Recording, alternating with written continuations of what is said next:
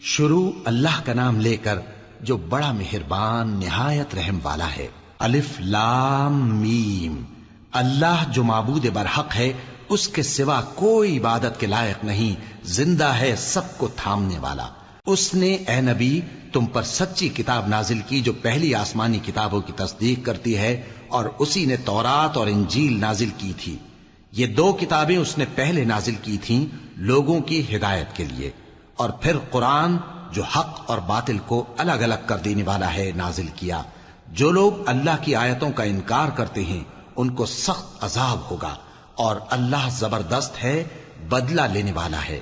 अल्लाह ऐसा खबीर और बसीर है कि कोई चीज उससे पोशीदा नहीं, न जमीन में और न आसमान में। वही तो है जो मां के पेट में जैसी चाहता है तुम्हारी सूरतें बनाता है।